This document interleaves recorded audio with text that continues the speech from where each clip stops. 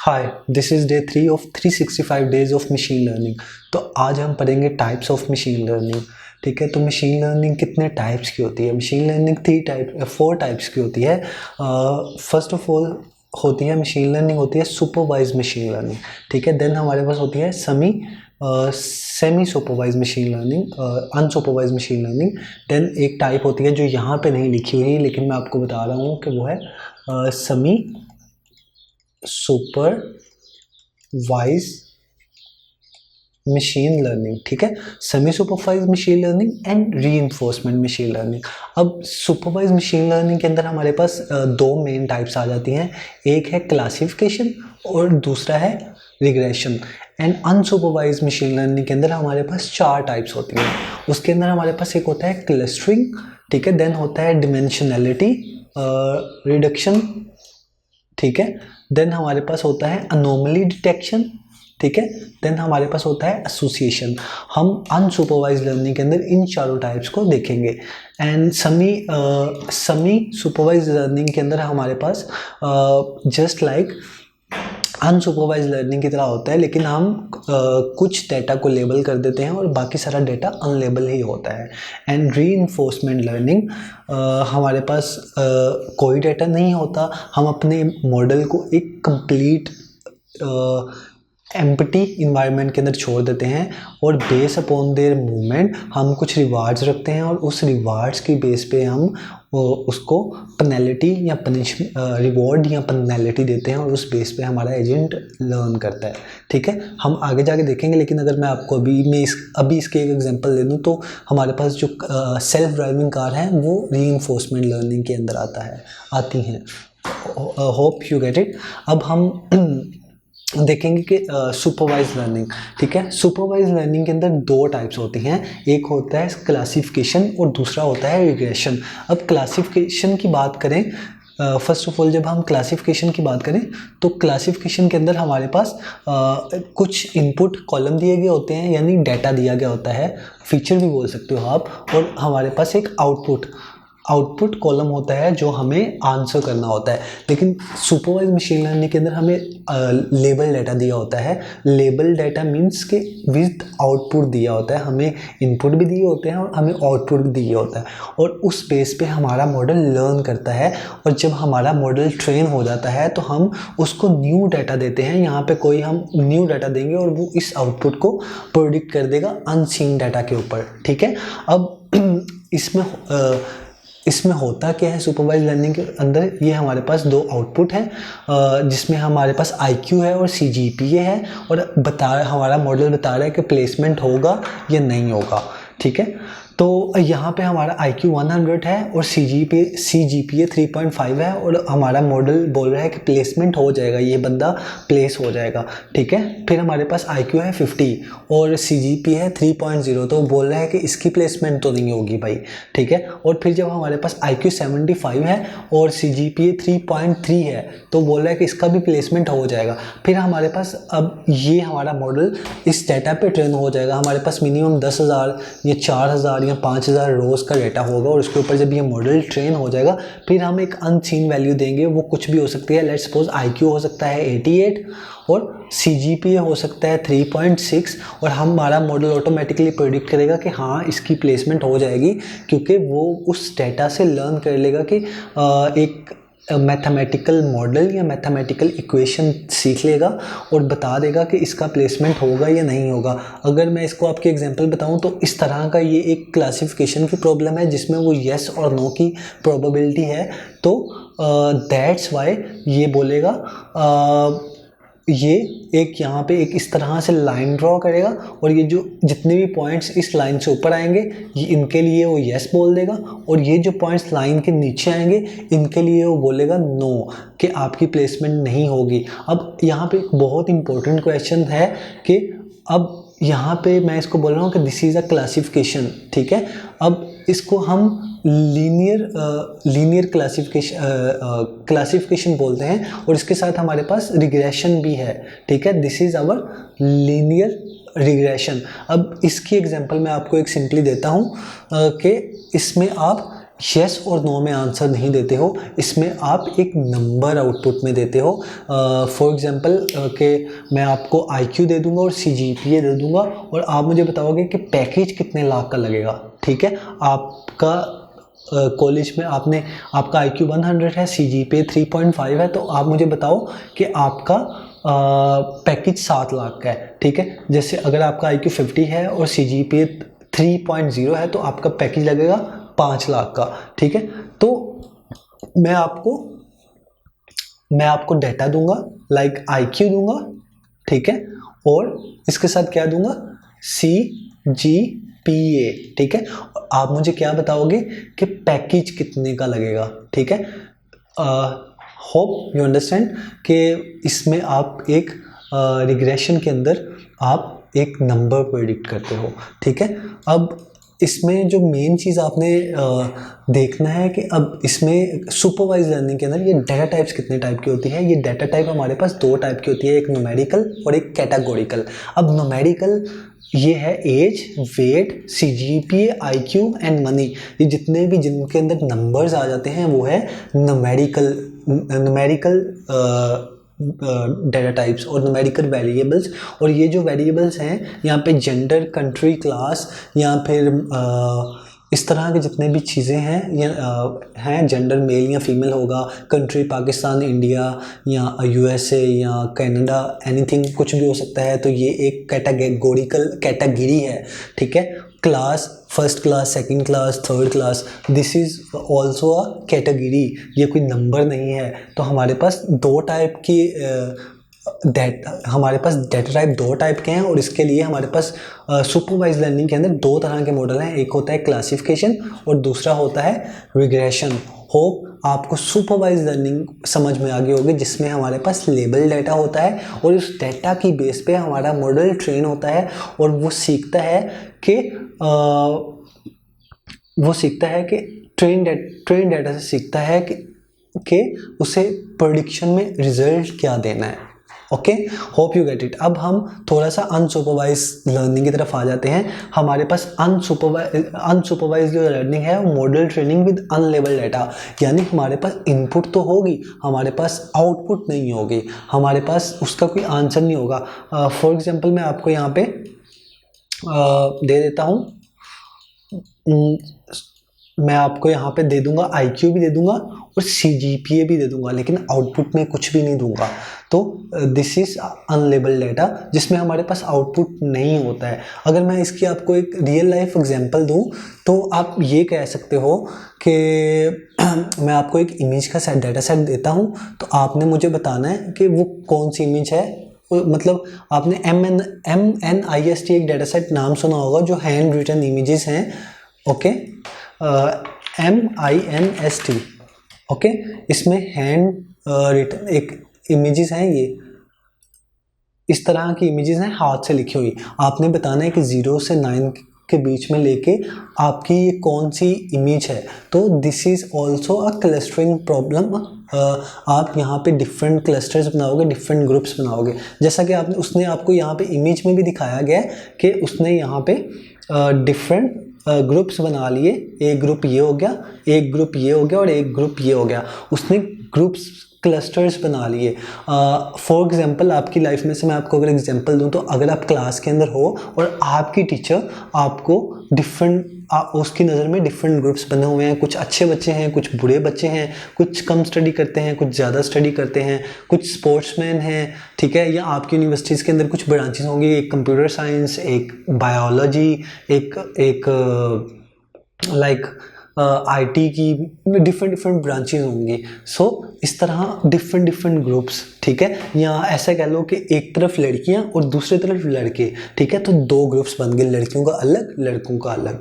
ठीक है, हॉकी की टीम अलग, क्रिकेट की टीम अलग। तो इसी तरह से ये क्लस्टर्स हैं। अगर मैं आपको IT के अंदर इसकी एग्जांपल दूं तो आपने मूवीज़ देखी होंगी। अब डिफरेंट मूवीज़ होती हैं जिनमें एक्शन होती हैं, थ्रिलर होती हैं, एडवेंचर होती है, रोमांटिक होती हैं। अब ये ऐसा समझ लें कि ये डिफरेंट मूवीज़ हैं और ये उनके डिफरेंट ग्रुप्स बने हुए हैं। अब एक ग्रुप्स के अंदर भी ग्रुप्स हो सकते हैं, लाइक एक्शन के अंदर बी एक थ्रिलर हो सकती है, एक्शन के साथ रोमांटिक हो सकती है उसके अंदर। तो there are clusters in clusters, तो क्लस्टर्स के अंदर भी ग्रुप्स बन सकते हैं छोटे छोटे। तो ये आपका मैंने बता दें। इसके साथ हमारे पास अनसुपरवाइज लर्निंग में एक कंसेप्ट आता है डिमेंशनैलिटी रिडक्शन। मैं अब इस कंसेप्ट पे हूँ, डिमेंशनैलिटी रिडक्शन। आप क्या करते हो कि आप अपने ह्यूज डाटा सेट को कम डिमेंशंस के अंदर लेके आते हो, डिमेंशन रिड्यूस कर सकते हो ताकि आप उसे अपने उसको देख पाओ, ठीक है। फॉर एग्जांपल यहाँ पे होगा इमेज कंप्रेशन। आपने वो MNS इस डाटा सेट का तो नाम सुना होगा, ये जो MNSIT ये जो डाटा सेट है, अब इसका जो इमेज का साइज़ है वो है 728x28, ठीक है। अब मैं 28x28 पिक्सल्स, ये होते हैं 784 पिक्सल्स। तो इस डाटा सेट की हर इमेज 28 मतलब जो इसकी इमेज है वो 28 यहाँ से और 28 यहाँ से है। जब इन सबको मल्टीप्लाई कर दो तो ये बनते हैं 784, ठीक है। 784 डिमेंशन, ये इमेज जो है वो 784 डिमेंशन की इमेज होगी। MNIST जो डाटा सेट है इमेज का, हैंड रिटन इमेजेस। तो अब आप इनको कम करके इस तरह से उन्हें 3D वर्ड के अंदर लेके आओगे, 3 डिमेंशन के अंदर लेके आओगे, सो दैट वो विजिबल हो सके। बिकॉज हम 3 डिमेंशन तक ही देख सकते हैं। अगर एक प्लेन हो, सिंपल प्लेन, ठीक है, लाइक दिस पेपर, ये एक 2 डिमेंशन है हमारी, मतलब मैं इसमें लेफ्ट राइट मूव कर सकता हूँ, अप एंड डाउन मूव कर सकता हूँ। इसके अलावा कोई तीसरी डिमेंशन नहीं है इस पेज के ऊपर। लेकिन अगर मैं रियल वर्ल्ड की बात करूँ तो मैं इसमें 3 डिमेंशन में मूव कर सकता हूँ। मैं आगे जा सकता हूँ, पीछे जा सकता हूँ, ऊपर नीचे, लेफ्ट राइट, ठीक है, up down, left right, forward and backward. तो मैं इसमें 3 डिमेंशंस के अंदर मूव कर सकता हूँ। सो हम इमेजेस का डाटा सेट कितने डिमेंशन पे है? 784। और 784 डिमेंशन विजिबल नहीं है, ह्यूमन आई से नहीं देख सकती, तो उसको हम 3 डिमेंशन के अंदर ले सकते हैं। लेकिन मैथमेटिकली हम 784 डिमेंशन को कैलकुलेट कर सकते हैं और इसका एक मॉडल भी बना सकते हैं। अब ये आपको, ये स्क्रीन के ऊपर आपको ये नज़र आ रहा होगा, ये 3 डिमेंशन एक डाटा सेट है जो 3 डिमेंशन पे है। मैं इसको लेफ़्ट राइट रोटेट करके आपको दिखा रहा हूँ। इस तरह इमेजेस होंगी जो डिफरेंट डिमेंशंस में होंगी। होप यू गेट इट, ये आपको समझ में आ गया होगा। अब इमेजेस को कंप्रेस करने के लिए हम अनसुपरवाइज लर्निंग को यूज़ कर सकते हैं, एसोसिएशन रूल लर्निंग। इसके अलावा हम यहाँ पे एसोसिएशन रूल लर्निंग है अनसुपरवाइज लर्निंग के अंदर। हम फाइंड करते हैं, फाइंड आइटम्स रिलेशनशिप का आइटम्स का रिलेशनशिप फाइंड्स करते हैं। आइटम्स वो वाली आइटम्स नहीं, आइटम्स जो स्टोर के अंदर आइटम्स पड़ी होती हैं जिसमें हमारे पास ब्रेड होगा, डिफरेंट चीज़ें होंगी।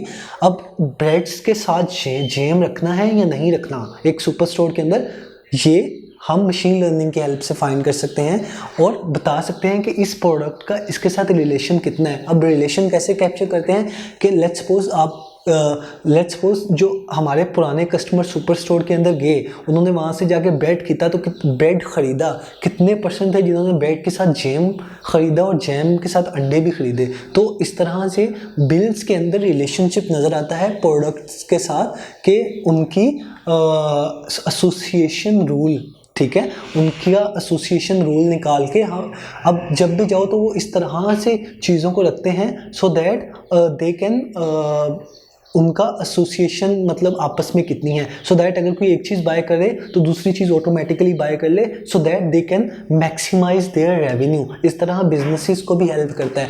कभी आप बच्चों के साथ गए हो तो आपने देखा होगा कि चॉकलेट्स हमेशा नीचे पड़ी होती हैं। क्यों पड़ी होती हैं? ताकि बच्चों का वहाँ तक हाथ पहुँच सके। तो इसके पीछे भी उन्होंने कहीं ना कहीं मशीन लर्निंग ही यूज़ की कि कौन सी चीज़ कहाँ रखनी है, उसको ज़्यादा ऊपर नहीं रखना। चॉकलेट्स बच्चों को पसंद है तो वो नीचे रखते हैं, ठीक है। सो दैट्स वाई कभी और आपने नोटिस किया हो तो जब आप स्टोर के अंदर से गुजर के जाते हो तो चावल दाल वगैरह ये सब सामने नहीं रखते, ये सब एंड पे रखते हैं। बीच में बहुत सारी मज़े मज़े की चीज़ें, टॉफ़ियाँ और ये लेज़ और ये सारी चीज़ें रखते हैं, स्वीट्स रखते हैं, सो दैट जब प्लेयर जब हम उसके अंदर से गुजर के जाएं तो हम अट्रैक्ट हों और हम ज़्यादा से ज़्यादा चीज़ें ख़रीदें, क्योंकि काम की चीज़ हम एंड पे पड़ी हो ताकि हम उस के अंदर से जब गुजर के जाएं, लाइन के अंदर से, रो के अंदर से, तो हम ज़्यादा से ज़्यादा शॉपिंग कर पाएँ। ये सब मशीन लर्निंग की हेल्प से होता है। मैं आपको एक और रियल लाइफ एग्जांपल देता हूँ। यूएस की एक स्टडी थी कि वहाँ पे एक एम्प्लॉय ने सजेस्ट किया कि आप बेबी डायपर के साथ बियर को रखो सो दैट आपका रेवेन्यू मैक्सिमाइज हो सके। तो वो सब कहने लगे कि ये तो कोई सेंस ही नहीं आता कि बेबी डायपर और बियर कोई सेंस बनाता ही नहीं है ना।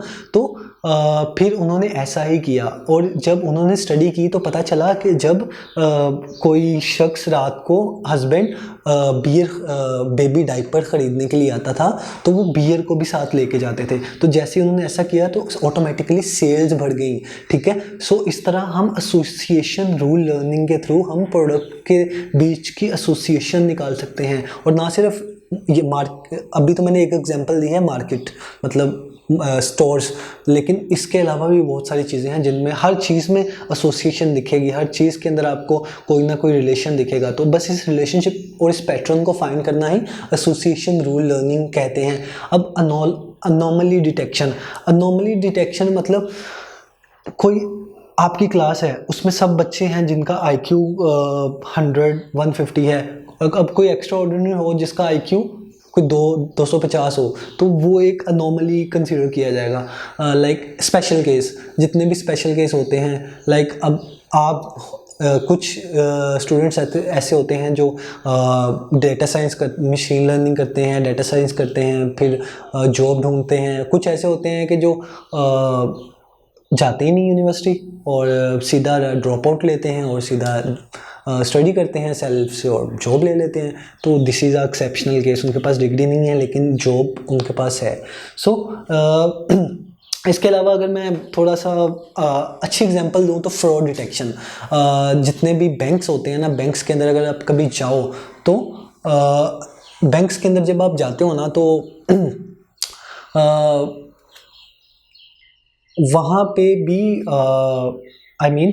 जब बैंक के अंदर आप कोई ट्रांजैक्शन करते हो तो अब आप हमेशा ट्रांजैक्शन करते हो 5,000 10,000 5,000 10,000 5,000 10,000। जब भी एक दिन ऐसा है कि आपने 5 लाख की ट्रांजैक्शन कर ली तो वो एकदम से आउटलायर, ठीक है, अनोमली हो जाएगी कि यार ये बंदे की तो इतना वो ही नहीं है, ये बंदे ने तो कभी इतना किया ही नहीं है 2-4 साल से, अब एकदम से ये 5 लाख, तो there might be a chance कि इट्स अ फ्रॉड। तो it's also useful to detect any fraud. तो होप यू अंडरस्टैंड, ये आपको समझ में आ गया होगा। अब हमने सेमी सुपरवाइज लर्निंग को डिस्कस नहीं किया था। रीइंफोर्समेंट से पहले हम सेमी सुपरवाइज को डिस्कस कर लेते हैं और उसके एक example semi supervised learning, machine learning ML, ठीक है। अब सेमी सुपरवाइज्ड लर्निंग के अगर मैं आपको एग्जांपल दूं तो आपका मोबाइल है, ठीक है, वहाँ पे बहुत सारी गूगल फ़ोटोज़ में फ़ोटोज़ पड़ी होंगी। अब आप एक फ़ोटोज़ के साथ पापा अटैच कर देते हो तो गूगल फ़ोटोज़ का क्या करता है कि आपके पापा की जितनी भी फ़ोटोज़ हैं वो अलग फोल्डर में रख देगा, आपकी जितनी भी फ़ोटोज़ हैं उनका एक अलग फोल्डर बना लेगा, और दोस्तों के साथ जितनी भी फ़ोटोज़ हैं उनका एक अलग फोल्डर बन जाएगा। सो आपने एक फ़ोटो को लेबल किया, बाकी सारी उसके अंदर आ गई। तो ये हो गया सेमी सुपरवाइज्ड लर्निंग, जिसके अंदर आप एक लेबल देते हो या कुछ लेबल देते हो, बाकी सारे अनलेबल डेटा होता है जो डिफरेंट ग्रुप्स के अंदर आ जाता है, क्लस्टर्स हो जाता है। So hope you understand. अब रही बात रीइंफोर्समेंट लर्निंग की, तो रीइंफोर्समेंट लर्निंग की मैं आपको एग्जांपल दे देता हूँ, पहले डेफिनेशन बताता हूँ। Reinforcement learning is a type of machine learning where agent learn by interacting with the environment, ठीक है। It's take action, receive rewards or penalties and learn from the experience to maximize long term revenue।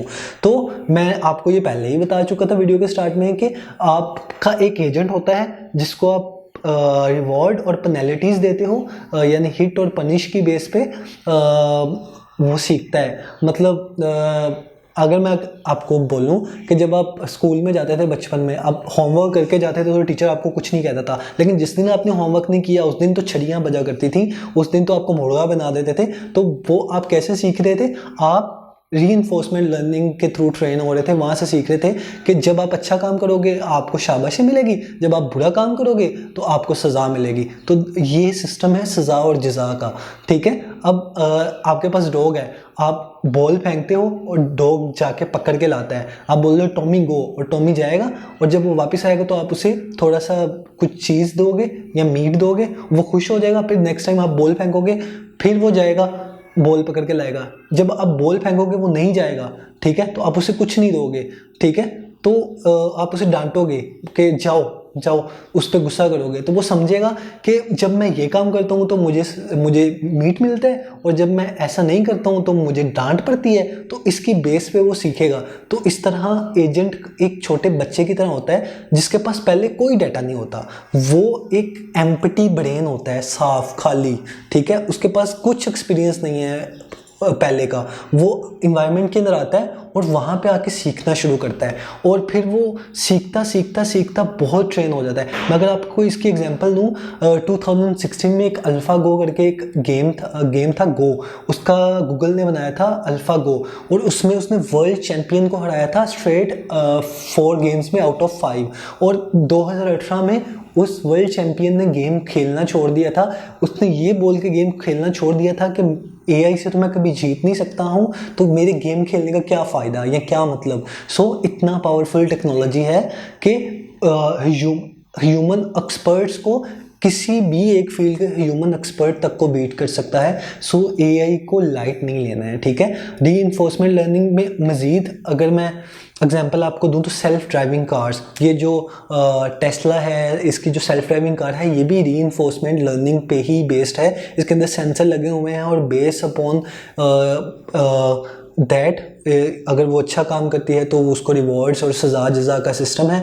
उससे पहले आप ऐसा करते हो कि game बनाते हो और गेम के अंदर आप पार्किंग करवाते हो गाड़ी से डिफरेंट, और वहाँ पे उसको ट्रेन करते हो मॉडल को, और फिर रियल वर्ल्ड के अंदर। ये एक प्रॉपर सिस्टम है, ठीक है। इसके अलावा आप रिबोटिक्स में भी यूज़ करते हो, रिबोट जब वॉक करता है लाइक रियल लाइफ में, एंड मतलब रियल लाइफ में हमारी दुनिया में आके, एंड स्टॉक ट्रेडिंग के अंदर आप अपने रेवेन्यू को मैक्सिमाइज़ कर सकते हो थ्रू रीइंफोर्समेंट लर्निंग के सज़ा और जज़ा की बेस पे। इंडस्ट्रियल ऑटोमेशन के अंदर इसको यूज़ कर सकते हो, and there are many examples. आप खुद से थोड़ा इसको स्टडी करो, सर्च करो, ये बहुत मज़े की फील्ड है रीइंफोर्समेंट लर्निंग, और ये गेमिंग के अंदर, एनिमेशंस के अंदर, रोबोटिक्स के अंदर बहुत यूज़ होती है reinforcement learning. I hope you like this video. Take care.